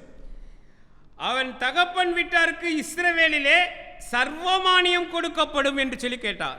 Now they wouldn't have to pay any taxes. அங்கே அவர்களுடைய குடும்பத்தார் இனிமேலும் வரி கட்ட வேண்டிய அவசியமில்லை என்பதுதான் அதன் அர்த்தம். They would live like free people. அவர்களுக்கு எந்த ஒரு பாரமும் இல்லாது அவர்கள் குடும்பத்தார் வாழ்வார்கள் The என்பதுதான். state of Israel and the nation of Israel would take care of them. இஸ்ரவேல் தேச அரசாங்கம் அவர்கள் குடும்பம் முழுவதற்கும் பொறுப்பு எடுத்துக் கொள்ளும் என்பது அர்த்தம். Now in verse 25, David hears this for the first time. He likes what he hears, and he wants to hear it repeated to him in verse 26. 25ஆம் வசனத்திலே பேச தாவீது கேட்கிறார். இது திரும்ப தான் பேசி கேட்டு கொள்ள வேண்டும், உறுதி செய்து கொள்ள வேண்டும் என்று சொல்லி 26ஆம் வசனத்திலும் தாவீது விரும்புவதை பார்க்கிறோம். And in verse 27, again they repeat the 3-fold blessing of the rewards for the victor that King Saul had decided he would give to the one who would kill Goliath. இவனை வெல்கிறவனுக்கு ஜெயம் கொள்ளுகிறவனுக்கு சவுல் ராஜாவினாலே இன்னபடி செய்யப்படும் என்று சொல்லி 27ஆம் வசனத்திலே முன் சொன்ன வார்த்தைகளையே அவனுக்கு சொன்னார்கள் என்று சொல்லி அவன் சொல்ல கேள்விப்பட்டு அவன் மகிழ்ந்தான். I want you to recognize something here. இங்கே நீங்கள் ஒன்றை கண்டுகொள்ள வேண்டும் என்று சொல்லி நான் விரும்புகிறேன். The word of God tells us that there are certain rewards reserved for the overcomer even in the Bible. மேற்கொள்ளுகிறவர்களுக்கு இன்னவிதமான பலன் உண்டு என்று சொல்லி வேதாகமம் ஏற்கனவே நமக்கு எழுதி கொடுத்திருக்கிறது. It's high time you let your ears tune into what the rewards are going to be, rather than live a life where you don't expect rewards to come your way. நீங்கள் பலன்களை நீங்கள் அறிந்திருந்து அந்த பலன்கள் உங்கள் வாழ்க்கையிலே வரும்படியாக நீங்கள் எதிர்பார்த்திருக்க வேண்டியது அவசியமாயிருக்கிறது. That's why even in Hebrews chapter 11, and when we read verse 6, the Bible says God is a rewarder of them who diligently seek him. தன்னை ஜாக்கிரதையாக தொடர்ந்து தேடுகிறவர்களுக்கு தேவன் இன்னவிதமாக பலன் அளிக்கிறவர் என்று சொல்லி இதனால் தான் எபிரேயர் 11:6 வேதாகமம் நமக்கு எழுதி கொடுத்திருக்கிறது. Don't let your ears be tuned in to the voice of Goliath. நீங்கள் கோலியாத்தின் சத்தத்திற்கு உங்கள் செவிகளை கொடுக்க வேண்டாம். Don't let your ears be tuned in only to the voice of the enemy. நீங்கள் சத்துருடைய சத்தத்திற்கு மாத்திரம் உங்கள் செவிகள் செவி கொடுத்திருக்க விடாதீர்கள். Start listening more to the rewards that God has in store for you. உங்களுக்காக என்ன பலன்களை தேவன் வைத்திருக்கிறார் என்பதை கேட்பதற்கு உங்கள் செவிகளை இந்த வேளையிலே திருப்புங்கள். Now listen very carefully. இப்பொழுது கவனமாக கேளுங்கள். The brothers of David were not happy that David was asking to listen to the rewards. இந்த விதமான பலன்கள் கிடைக்கும் என்பதை திரும்ப சொல்ல கேட்டுக்கொண்டிருக்கும் தாவீதை அவனுடைய சகோதரர்களுக்கு பிடிக்கவில்லை என்பதுதான் உண்மை. In verse 28, the Bible tells us specifically his elder brother was so angry that this younger person called David was constantly asking to hear about what the rewards would be. என்ன பலன்கள் கிடைக்கும் என்பதை திரும்ப திரும்ப தாவீது சொல்ல கேட்டுக்கொண்டிருப்பது அவனுடைய மூத்த சகோதரனுக்கு குறிப்பாக பிடிக்கவில்லை என்பதை நாம் 28ஆம் வசனத்திலிருந்து நாம் படித்து அறிந்து கொள்கிறோம். As an accuser of his own brother, he talks about David's pride and naughtiness of heart. அங்கே அவனை குற்றப்படுத்தும்படிக்கு தாவீதை அவன் குற்றப்படுத்தி அவனுடைய பெருமையை குறித்தும் அவன் இதையெல்லாம் செய்யவில்லையோ என்று சொல்லியதாக அவனை குறித்து பேசுவதை நாம் பார்க்கிறோம். When you read verse 28, you read about the two things that the brother of David accuses David of.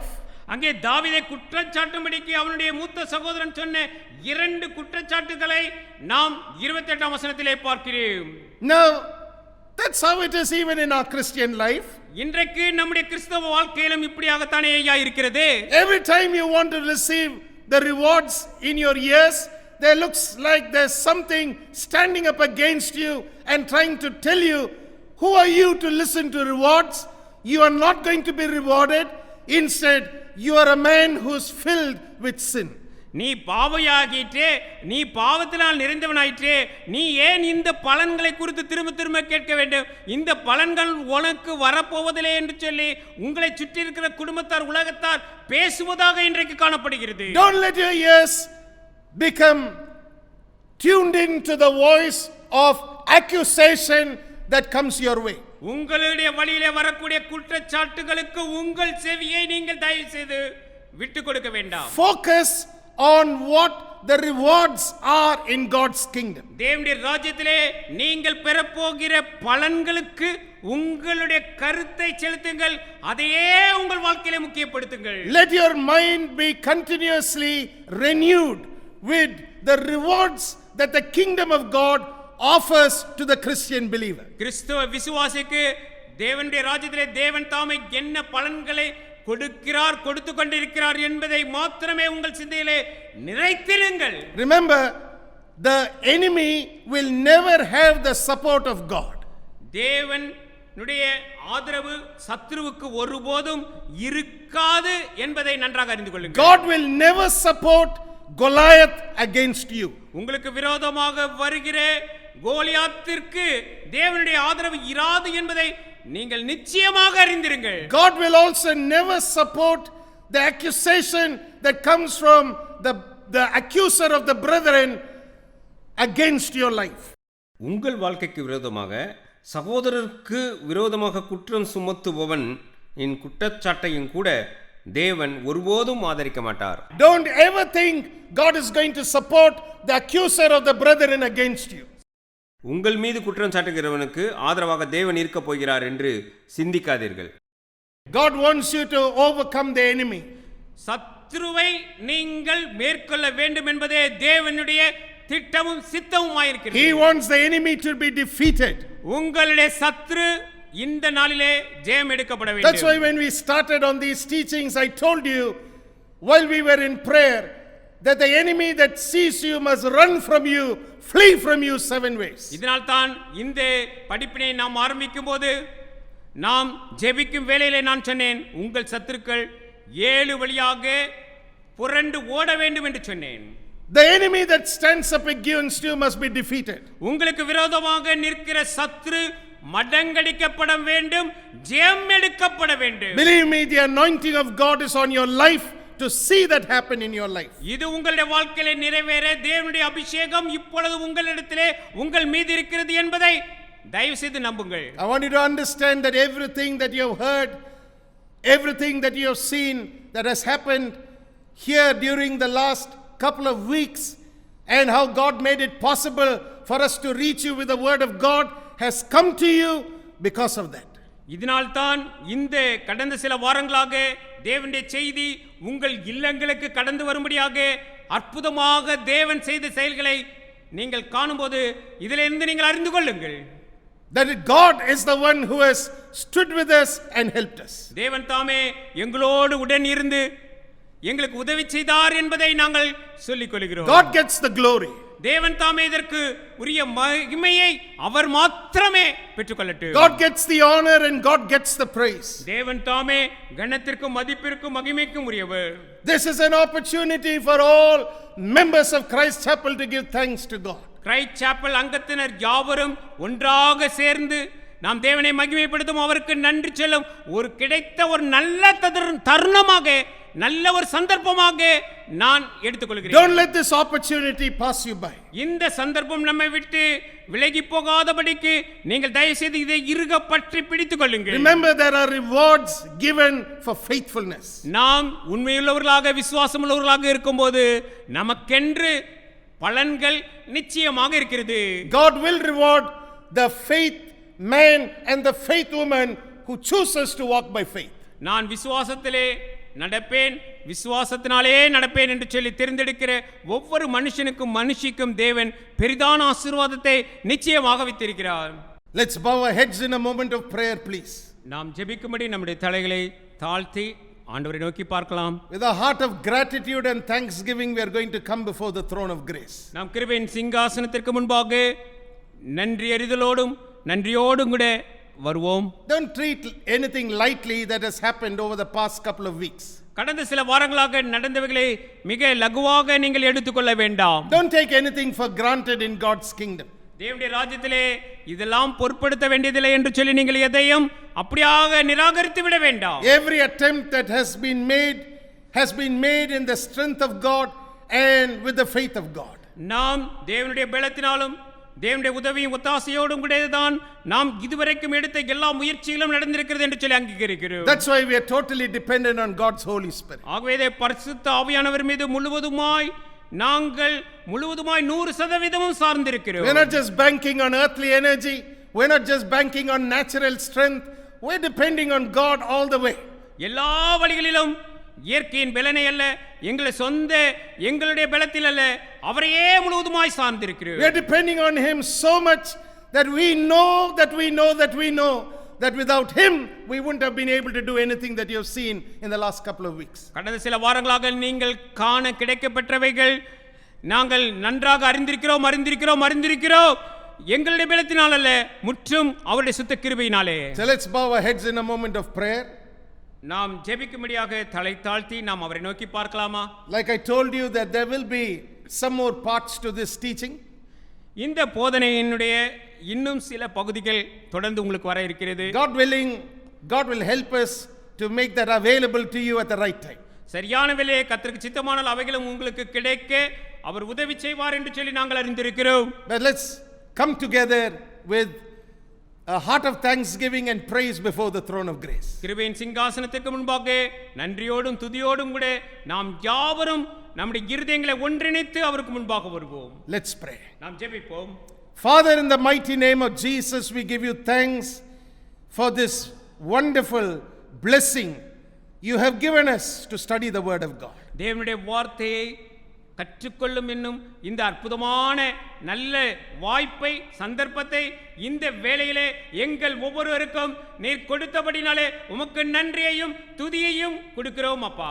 Every worship service at Christ Chapel has always been a blessing because we have always sensed your presence with us during worship time. ஆண்டவரே ஆராதனை வேளையிலே உம்முடைய பிரசன்னத்தை நாங்கள் உணர்கிறதாக எங்கள் Christ சாப்பலிலே இருக்கிறபடினாலே நாங்கள் எப்பொழுதும் அப்பா நாங்கள் உம்முடைய பிரசன்னத்தை உணர்ந்து உம்மை உண்மையோடு நாங்கள் ஆராதிக்கிற வேளையாக இது இருக்கிறபடினாலே உமக்கு நன்றி ஆண்டவரே. We understand it's not by might nor by power but by your spirit that we are able to do things this day. ஆண்டவரே இந்த நாட்களிலே எங்களுடைய பலத்தினால் அல்ல உம்முடைய ஆவியானவருடைய உதவி உத்தாசையோடு கூட தான் இவைகளை எல்லாம் நாங்கள் செய்ய முடிந்தது என்று அறிந்திருக்கிறோம். And as a family in Christ we lift up our voice and voices to give you thanks for making all this possible. இவைகள் எல்லாம் சாத்தியமானவைகளாக மாற்றக்கூடியதாக நாங்கள் குடும்பமாக ஒன்றாக எங்கள் சத்தத்தை உயர்த்தி உமக்கு நன்றி சொல்கிறோம். We know that you are a God who removes the reproach of your people. தேவன் நீர் உம்முடைய ஜனத்தின் நிந்தையை நீக்கி போடுகிறவர் என்பதை நாங்கள் அறிவோம் அப்பா. Oh, you remove the reproach from your people, O Lord. நீர் உம்முடைய ஜனத்தின் நிந்தையை நீக்கி போடும். And we thank you, Father, because even now you are ready to do it. ஆண்டவரே இந்த வேளையிலும் ஆண்டவரே நீர் இதை எங்களுக்கு செய்ய வல்லவர் என்று சொல்லி அறிக்கையிடுகிறோம். Cover each one of us under the precious blood of the covenant. ஆண்டவரே இந்த உடன்படிக்கையின் விலையேறப்பட்ட இரத்தத்தினாலே எங்கள் ஒவ்வொருவரையும் இந்த வேளையிலே நீர் மூடி மறைத்து பாதுகாத்துக் கொள்ளும். Cover families under the blood. Cover individuals under the precious blood of Jesus. ஆண்டவரே உம்முடைய விலையேறப்பட்ட இரத்தத்தினாலே ஒவ்வொரு குடும்பத்தையும் ஆண்டவரே ஒவ்வொரு தனிநபரையும் நீர் மூடி மறைத்து பாதுகாத்துக் கொள்ளும்படியாக வேண்டிக் கொள்கிறோம். Let broken lives be put back together by the master builder of lives. ஆண்டவரே ஜீவன்களை கட்டி எழுப்புகிற எங்களுடைய மேலான தேவன் இயேசு கிறிஸ்துவினாலே ஆண்டவரே உடைந்த உள்ளங்கள் உடைந்த உறவுகள் இந்த வேளையிலே கட்டி எழுப்பப்படட்டும். We pray that your precious Holy Spirit will be glorified in the lives of your people. உம்முடைய ஜனங்கள் மத்தியில் ஆண்டவரே உம்முடைய விலையேறப்பெற்ற பரிசுத்த ஆவியானவர் மகிமை அடைவாராக. May the enemy run from before your people. ஆண்டவரே உம்முடைய ஜனத்திற்கு முன்பாக சத்துரு பயந்து ஓடட்டும் அப்பா. May the enemy depart from them 7 ways and flee from before them, O God. ஆண்டவரே அவர்களுக்கு முன்பாக சத்துரு 7 வழியாக ஓடட்டும் அப்பா. Let your name be glorified, Jesus. ஆண்டவரே உம்முடைய நாமமே இயேசுவின் நாமம் மாத்திரமே ஆண்டவரே இந்த வேளையிலே இவருடைய வாழ்க்கையினாலே மகிமைப்படட்டும். May the dominion that you give us, oh Father, be exercised this day through the precious name of Jesus. ஆண்டவரே விலையேறப்பெற்ற இயேசுவின் நாமத்தினாலே ஆண்டவரே நாங்கள் திரும்ப உம்முடைய ஆளுகையை எடுத்துக்கொள்கிறோம். Oh, we worship you. ஆண்டவரே உம்மை ஆராதிக்கிறோம் அப்பா. Crown this day with your goodness. ஆண்டவரே உம்முடைய நன்மையினாலே எங்களை முடி சூட்டி அருளும் அப்பா. Crown this week with your blessings. ஆண்டவரே இந்த வாரம் முழுவதையும் ஆண்டவரே நீர் உம்முடைய நன்மையினால் மூடி சூட்டி அருளும். Crown the month with your special care and guidance. ஆண்டவரே உம்முடைய விசேஷ பாதுகாவல் உம்முடைய வழிகாட்டுதலினாலே இந்த மாதம் முழுவதையும் நீர் எங்களுக்காக மூடி மறைத்துக் கொள்ளும். May your protection never fail your people by day or by night. ஆண்டவரே பகலிலாகிலும் இரவிலாகிலும் உம்முடைய பாதுகாவல் ஒருபோதும் ஆண்டவரே உம்முடைய பிள்ளைகளை விட்டு விலகிராதபடிக்கு நீர் எப்பொழுதும் எங்களை பாதுகாத்தீர்கள். May the strength of Israel, who never lies, be the strength of his people this day. இஸ்ரவேலின் பொய்யுரையாத தேவனின் பெலன் அவரின் ஜனங்களின் பெலனாக இன்றைக்கு மாறட்டும். Father, we thank you. ஆண்டவரே பிதாவே அப்பா உமக்கு நன்றி சொல்கிறோம். And we give you all the glory, honor and praise. ஆண்டவரே உமக்கு எல்லா துதி கன மகிமை யாவற்றையும் You are செலுத்துகிறோம். worthy to receive it. ஆண்டவரே நீர் எல்லாவற்றையும் பெற்றுக்கொள்ள பாத்திரராய் இருக்கிறீர் அப்பா. In Jesus' mighty name we pray. இயேசுவின் வல்லமையுள்ள நாமத்தினாலே வேண்டிக் கொள்கிறோம். And I want you to join with me to say Amen. நீங்கள் யாவரும் எல்லோரும் சேர்ந்து சொல்லுவோம் ஆமென். Amen. Amen. And Amen. Hallelujah. My friends, I want you to take it as a great blessing that God has stood with us through all these days of trial, and He will be with us even in the days ahead. சோதனையான இந்த காலங்கள் ஊடாகவும் நம்மை நடத்தி வந்த தேவன் இனி வரும் நாட்களை தொடர்ந்து நடத்தி வருவார். என்னுடைய நண்பர்களே, He will not fail us. அவர் ஒருபோதும் நம்மை கைவிடாத தேவன். There may be so many things that we may have to face. ஒருவேளை நாம் சந்திக்கக்கூடியவைகள் அநேகம் இருக்கலாம். May look like we need to walk through certain paths that look like very uncertain in many ways. ஒருவேளை இது என்னால் புரிந்து கொள்ள முடியாததாக இருக்கிறது என்று சொல்லக்கூடிய வழியின் ஊடாக கூட நாம் கடந்து செல்லக்கூடிய காலமாக இந்த நாட்கள் இருக்கலாம். But I tell you something. ஆனால் நான் ஒன்றை உங்களுக்கு சொல்லட்டும். When Jesus the good shepherd is with you, you don't need to fear.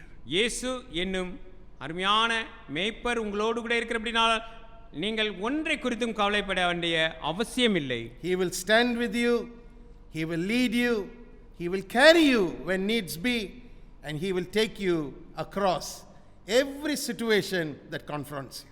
உங்களை எதிர்கொள்கிற எந்த சூழ்நிலை என்ன பிரச்சனையாக இருந்தாலும் அவர் உங்களோடு கூட இருந்து உங்களை தூக்கி சுமந்து அதிலிருந்து தப்புவிக்க வல்லவராயிருக்கிறார். God bless you all. தேவன் தாமே நம் எல்லோரையும் ஆசீர்வதிப்பாராக. And looking forward to meeting you all in person.